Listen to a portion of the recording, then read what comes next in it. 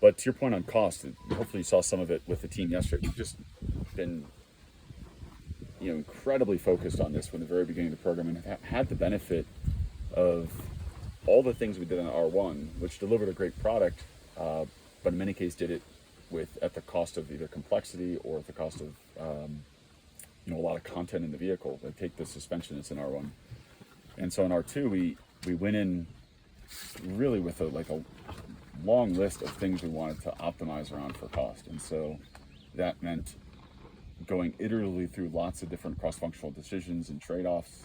I'm sure the team has talked to you about it, but there's lots of little things that are not even immediately visible that were very, very intentional to both deliver the capability and the feature, but also do it at cost. And so, an example I love to use because it is so visual is if you look at here's an R1, it's perfect.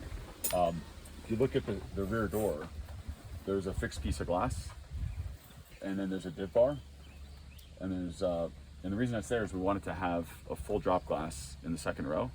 It's a vehicle to go outdoors and experience adventure or outdoors in. So like a full drop glass was important, but the way the vehicle is packaged put the rear wheel at a place where we couldn't drop the full glass without a fixed piece of glass in the div bar. And if you look at R2, like look at the white one there, it's full drop glass, no div bar. And so you get rid of the cost of the fixed glass, the div bar, the additional ceiling for that.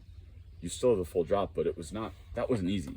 Like very few cars have full drop glass without a div bar. Actually, now that I point this out, when you guys are driving to the airport today, every car on the highway, look at it, you're gonna see a div bar, or if there is no div bar, the glass probably doesn't drop all the way.